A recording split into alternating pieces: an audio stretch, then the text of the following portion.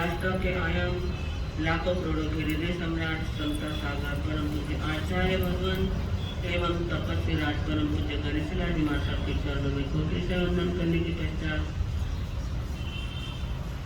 अन्य सभी सद्गुरुओं के चरणों में कोटि से वंदन, जिन्होंने हमें धर्म की सही राह बतलाई है, जीवन जीने की कला बतलाई है। ऐसे मेरे जीवन रथ के सारथी परम पूज्य गुरु माता के चरणों में कोटि से वंदन करने के पश्चात देवानुप्रिय, अभी अभी आपने आलस्य कैसे होता है, आलस्य के परिणाम क्या है, आलस करने से हमें क्या प्राप्ति होती है, ये सारी बातें सुनी है। ऐसे ही परम पिता परमात्मा ने अपने इस जीवन को परम और पवित्र बनाने के लिए महान जिनवानी फरमाई है। इस जिनवानी के माध्यम से हमारे जीवन में परिवर्तन आना जरूरी है, क्योंकि उनकी एक ही बात रहती है कि संसार के सभी जीवों को सुखी बनाए, उनका कल्याण हो। और इसी पवित्र जिनवानी पवित्र वाणी उनकी हमारे जीवन को तार देती है। लेकिन हमें तीरना है या डूबना है, यह हमारे हाथ में है। उन्होंने अपना कार्य किया है, लेकिन हम हमारे कार्य करने से मुकर जाते हैं, हम हमारे कार्य करने से चूक जाते हैं। ऐसे ही एक सूत्र भगवान ने फरमाया है, आया न रखी पुरुषे परम किंचन जानती असाहु कम्मकारी खनु अयम पुरुषे। जो आदान रक्षी पुरुष होते हैं, आदान रक्षी व्यक्ति जो होते हैं, उनको किसी चीज को प्राप्त करना और उसका संरक्षण करना इतना उनका कार्य होता है। ऐसे व्यक्ति को, ऐसे पुरुषों को अगर पता चल जाए कि किसी व्यक्ति की खोपड़ी सोने की है, तो उसे प्राप्त करने के लिए वह कुछ भी करने को तैयार हो जाता है। ऐसे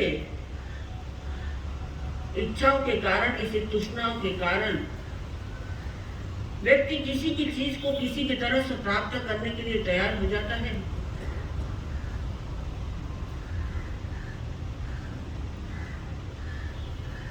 और वह यह नहीं देखता है कि यह प्राप्त करने के लिए मुझे कैसे गलत कार्य करना पड़ रहा है।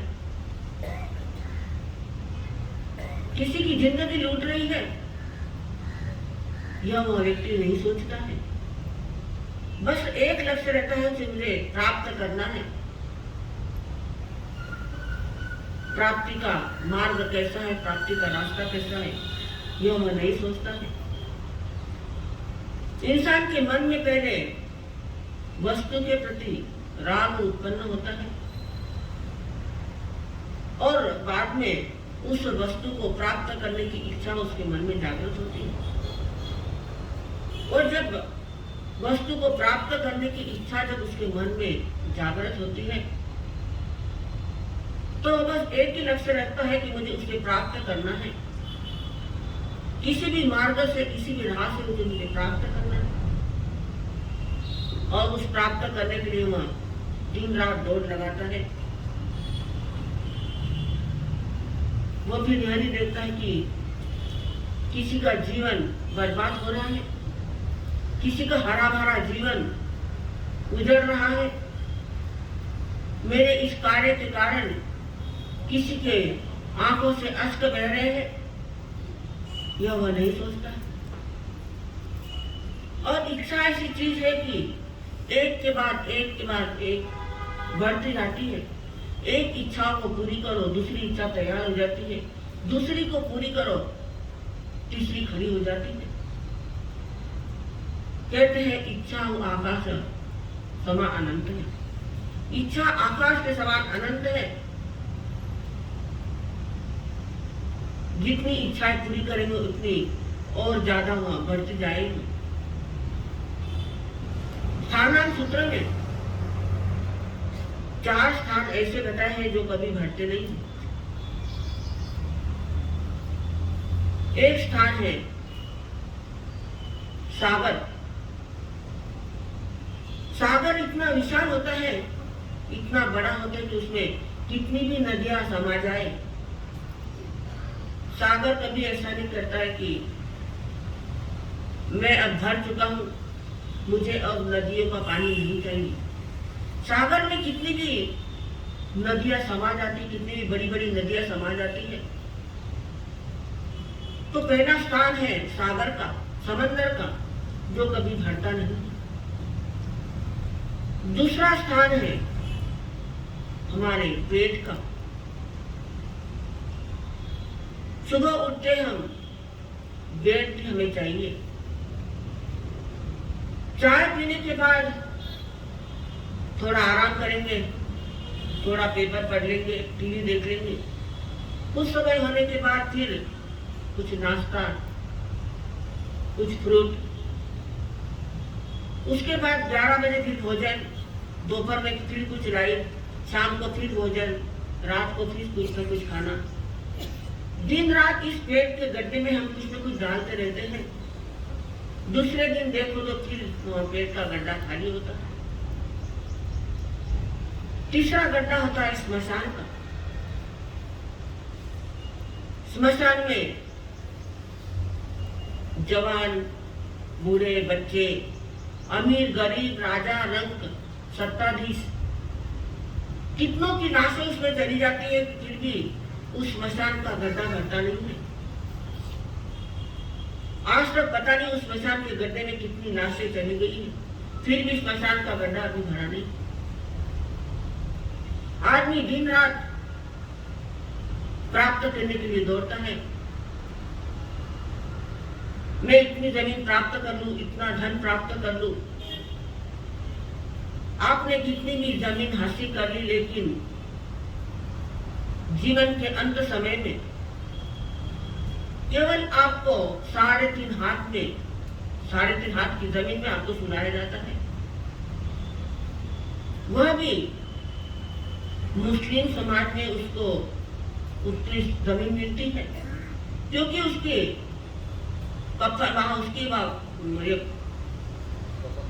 कफन बनाया जाता है, तो उसको 3.5 हाथ जमीन मिल जाती है। लेकिन हिंदू में तो उतनी भी जमीन नहीं मिलती है, क्योंकि उसको जलाया जाता है। 3.5 हाथ की जमीन भी अंत समय में उसको नहीं मिलती है, फिर भी उस जमीन को हासिल करने में हम सारी जिंदगी लुटा देते। चौथा गड्ढा है तृष्णा का गड्ढा, मन का गड्ढा। ये तृष्णाएं अनंत है, इच्छाएं अनंत है। तृष्णा का गड्ढा कभी भरता नहीं है। एक बार एक राजा संत के चरणों में तत्व का उपदेश सुनने के लिए, जीवन की कुछ जानकारी लेने के लिए पहुंचा। पहुंचने के बाद संत को वंदन किया और संत से कहने लगे कि जीवन उद्धार की कुछ बातें मुझे बताओ, कुछ तत्व उपदेश मुझे बताओ। तब उन संतों ने कहा कि मैं तुम्हें जरूर सुनाऊंगा, लेकिन यहाँ नहीं, तुम्हारे राज्य में आऊंगा और वहीं तुम्हारे राज्य में भिक्षा ग्रहण करूंगा। राजा राज्य में पहुंचा। वहां जाने के बाद उसने अपने राज्य को सजाया, सारी तैयारी की। दूसरे दिन जब संतों का आने का समय हुआ, राजा अगवानी करने के लिए पहुंचे। संतों को दरबार में लाए। दरबार में लाकर उनकी अच्छी आवभगत की। संतों को राजा ने पूछा कि आप क्या चीज लेगी? तब संत ने कहा, पहले मैं तुम्हें तत्व उपदेश बताता हूँ। तत्व उपदेश होने के बाद फिर राजा ने पूछा कि आप किस चीज को ग्रहण करेंगे? संत ने कहा, मैं एक ही चीज को ग्रहण करूंगा और वह भी एक ही कटोरा। वह कटोरा भी मेरा ही होगा, तुम्हारा कटोरा नहीं चलेगा। संत ने अपने कर्मचारियों को खीर बनाने के लिए कहा। खीर बनकर तैयार हो गई और राजा ने उस संत के कटोरे में खीर बहराई। खीर बहराने लगा, फिर भी वह कटोरा भरने को तैयार नहीं था। राजा सोचने लगा, इतनी सारी खीर इस कटोरे में मैंने उंडेली, फिर भी वह कटोरा भरने को तैयार नहीं। दोबारा उसकी खीर बनवाई, वह खीर उसने उंडेली, फिर भी वह कटोरा नहीं भरा। तीसरी बार खीर बनवाई, वह भी उसमें डाली, लेकिन फिर भी कटोरा भरने को तैयार नहीं। राजा हैरान हो गया, परेशान हो गया कि यह ऐसा कौन सा कटोरा है, किस धातु का यह कटोरा कि मैं इतनी खीर इसमें लेने के बाद भी यह भर नहीं रहा। तब संतों के चरणों में वह गिर पड़ा और विनय अनुनय करने लगा कि गुरुदेव, यह ऐसा आपका कौन सा कटोरा है जो इतनी बार खीर डालने के बाद भी भर नहीं पा रहा है? तब संत ने कहा, यह कटोरा साधारण कटोरा नहीं है, किसी धातु का कटोरा नहीं है। यह कटोरा है कभी न भरने वाला कटोरा। तब राजा ने पूछा, ऐसा कौन सा कटोरा है, किस नाम का कटोरा है ये जो कभी नहीं भरने वाला है? तब संत ने कहा कि यह किसी धातु का नहीं, यह मानव मन का कटोरा है। मानव की खोपड़ी का यह कटोरा है। मानव मन, मानव की खोपड़ी कभी भरते नहीं है। उसमें कितना भी उंडे लो, कितना भी डालो, मानव का मन कभी तृप्त नहीं होता है, हमेशा वह अतृप्त होता है। और बस यही वह कटोरा है। आकांक्षा वह यह कटोरा है। आकांक्षा एक के बाद एक के बाद उफनती जाती है और हम उसको सोचते हैं कि एक पूरी कर देंगे दूसरी नहीं उठेगी, लेकिन एक को पूरी करे तो दूसरी उठेगी और दूसरी को पूरी करो तो दूसरी उठेगी। ऐसे करते करते अनंत इच्छा आकांक्षाएं हमारे मन में उठती रहती है और हम उसको भरते जाते हैं, लेकिन फिर भी वह कभी भरती नहीं। भरने का काफी हम प्रयास करते हैं, लेकिन वह कभी भरने को तैयार नहीं होती। कहते हैं जो 10, 20, 50 में, जो 10, 20, 50 में शत होए हजारन लाख मांगेंगे। हम किसी से कुछ मांगना चाहे, 10 मांगे, 20 मांगे, 100 मांगे, लेकिन हमारी अंतर की इच्छा बढ़ती जाती हो, लाखों करोड़ों तक हम मांगते चले जाते हैं, लेकिन वह मिलता नहीं है। कोटि अरब खरब असंख्य पृथ्वीपति होने की चाह जगती है। कोटि मांगते, अरब मांगते, खरब मांगते हैं और एक दिन ऐसी चाह बनती है कि मैं पृथ्वीपति बन जाऊं, इस धरती का मैं अधिपति बन जाऊं, ऐसी चाह हमारे मन में जागती है। स्वर्ग पाताल को राज करो, संग्रह अधिको अति आग लगी थी। कभी सोचता है मैं स्वर्ग और पाताल पर राज करूं, लेकिन जितनी संग्रह वृत्ति बढ़ेगी, जितनी इच्छा आकांक्षा बढ़ेगी, हमारे मन में उसकी आग भभकती जाएगी। वह आग कभी बुझाने से बुझ नहीं पाएगी। सुंदर एक संतोष बिना सट तेरी तो भूख कभी नहीं थी। इस कविता को बनाने वाला सुंदर कवि, उन्होंने कहा कि तुम्हारी यह भूख कभी मिटने वाली नहीं है, कभी यह भूख शमन होने वाली नहीं है। हम किसी सुनसान जगह में चले जाते हैं और वहां देखते हैं कि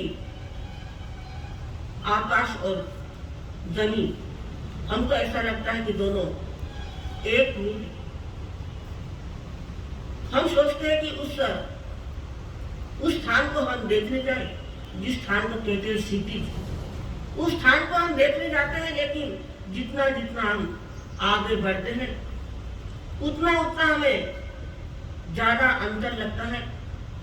उस क्षितिज के समान हमारा मन है। जैसे वह क्षितिज को देखने के लिए हम आगे बढ़ते हैं, वह रास्ता उतना ही बढ़ता जाता है। ऐसे हमारे मन की इच्छा आकांक्षाएं एक के बाद एक बढ़ती जाती है। कवि ने भी कहा है, 30 बरस को अब मति उपजी, 30 बरस को अब मति उपजी, लोभ बड़े नित नयो तेरो, लोभ बड़े नित नयो, कोड़ी कोड़ी माया जोड़ी, कोड़ी कोड़ी माया जोड़ी, अजून तृप्त भयो तूने, कबहुन प्रभु जी गयो, तूने कबहुन कृष्ण गयो। जैसे जैसे उम्र बढ़ती जाती है वैसे वैसे हमारा लोभ बढ़ता जाता है। इतनी माया हमने जोड़ी है, लेकिन अभी तक हम तृप्त नहीं बने हैं। तृप्ति तब पूरी होगी जब हमारे मन में संतोष आ जाएगा, हमारे मन में समाधान आ जाएगी। मेरे मन में इतनी आकांक्षा, इतनी इच्छाएं उठ रही है, लेकिन वो पूरी होने वाली नहीं। जिस दिन आप लोग यह समझ जाएंगे, उस दिन आपकी इच्छाओं का समन हो जाएगा और उस इच्छा को पूरी करने में हमारा समय हम व्यर्थ नहीं गवाएंगे। इसलिए कहते हैं कि हमारा मन संतोष से भर जाए। कहते चाहत हमारी चोरटी, चाहत हमारी चोरटी, सौ नीच की नीच, मैं था पूर्ण ब्रह्म यदि चाह न मोटी भूच। मैं एक दिन पूर्ण ब्रह्म बन जाता अगर हमारे मन में चाह, तृष्णा, इच्छा, आकांक्षा अगर हमारे मन में नहीं होती, तो एक दिन मैं परम ब्रह्म हो जाता। तो जब हम परम ब्रह्म बनने की सोचते हैं तो हमारे मन में इच्छा खत्म होनी चाहिए, हमारे मन में संतोष और समाधान की वृत्ति बढ़नी चाहिए, मन हमारा तृप्त होना चाहिए। तब हम कह सकेंगे संकल्प हमारा